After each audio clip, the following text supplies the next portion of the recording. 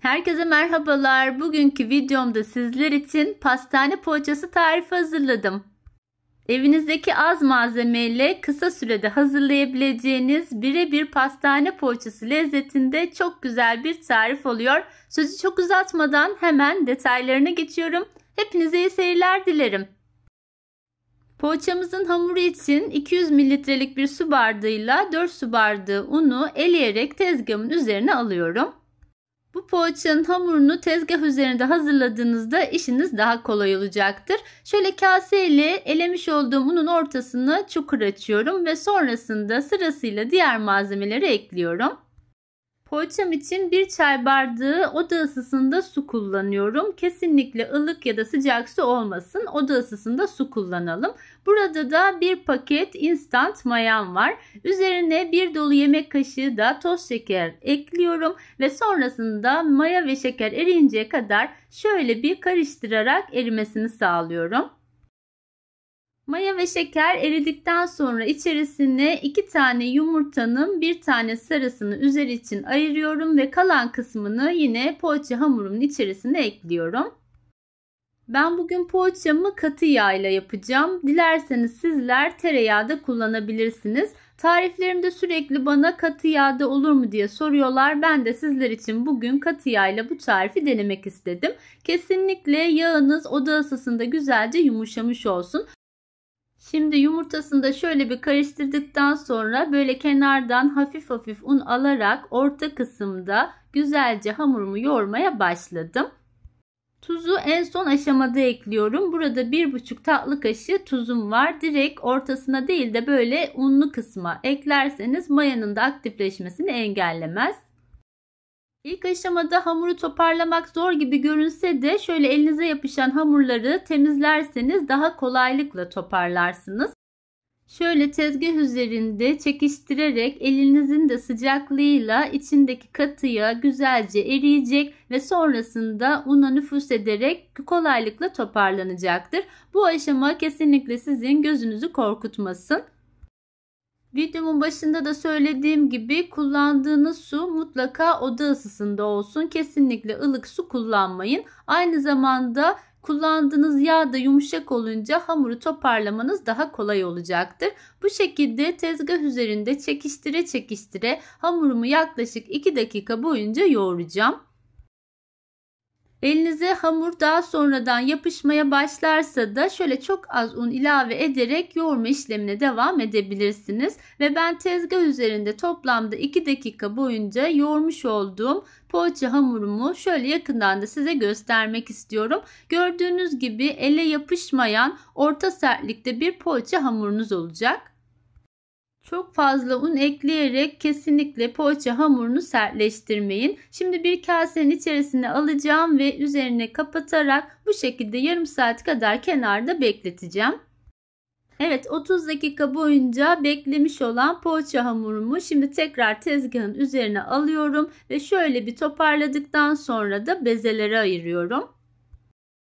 Gördüğünüz gibi poğaça hamurumuzu tezgah üzerinde iyice yoğurduğumuz için kıvamı da çok güzel oldu. İlk olarak şöyle gelişigüzel parçalara ayırdım ve sonrasında bir mutfak tartısıyla toplamda 75 gramlık bezeler yaptım. Sizin evinizde mutfak tartınız yoksa her birini küçük bir mandalina boyutlarında bezeleyerek bu tarifi hazırlayabilirsiniz. Hamur bezelerini bu şekilde avuç içinizde pürüzsüz bir kıvam oluncaya kadar güzelce yuvarlayın ve sonrasında bir servis tabağı içerisine alın. Verdiğim bu ölçülerle toplamda 75 gram ağırlığında 13 tane poğaçanız olacaktır. Dilerseniz daha küçük ebatlarda daha fazla sayıda poğaçalarda yapabilirsiniz. Evet, tüm bezelerimi bu şekilde yuvarladım ve 13 tane beze elde ettim. Ben bunların bir kısmını sade poğaça olarak yapacağım. Diğer kalan kısmını ise peynirli, zeytinli ve kaşarlı olarak yapacağım. Sizler dilerseniz tamamını sade ya da tamamını dilediğiniz iç malzemesiyle hazırlayabilirsiniz. Ben şimdi 6 tanesini sade yapacağım için fırın tepsisinin içerisine aralıklı olarak 6 tane bezeyi dizdim. Dizdikten sonra da şöyle parmak uçlarımla üzerine bastırarak poğaçaların üst kısmını bu şekilde düzleştiriyorum. Ve böylece sade poğaçaların son şeklini de yapmış oldum. Şimdi kenara ayırdığım diğer poğaçalara şekil vereceğim. Ben içinde kaşar, zeytin ve peynir kullanacağım. Bezelerden bir tanesini alıyorum ve sonrasında pürüzsüz kısmı alta gelecek şekilde bu şekilde orta kısmını bastırıyorum. Kenar kısımlarını kesinlikle ellemeyelim. Böyle bombeli kalsın. Sadece orta kısmını çukur yapalım ve sonrasında iç malzemesini ortasına koyduktan sonra yarım ay şeklinde kapatalım. Sonrasında da bu şekilde üst kısmına bastırarak sadece üst kısmını düzleştirelim. Ortasına çukur açarken kenarlarını bombeli olarak bıraktığımız için bu şekilde pastane poğaçası görüntüsünü de elde etmiş olacağız. Kalan diğer bezelerimizi de yine aynı şekilde hazırlayarak fırın tepsimize dizelim. Ben kanalımdaki tüm tarifleri hazırlarken mutfağa yeni girmiş, deneyim sahibi olmayan kişileri de düşünerek en ince ayrıntısına kadar anlatarak videolarımı hazırlıyorum. Sizlerden de ricam emeğimin karşılığı olarak videomu beğenmeyi, küçük de olsa bir yorum yazarak destek olmayı unutmayın lütfen. Evet, kalan tüm bezelerime aynı işlemi yaparak bu şekilde poğaçalarıma son şeklini verdim ve bu aşamada tepsim küçük geldiği için tepsimi de değiştirdim. Aralıklı olarak fırın tepsisine poğaçaları yerleştirdikten sonra üzerine bir mutfak örtüsü kapatacağım ve bu şekilde 15 dakikada tepsi mayası yapacağım.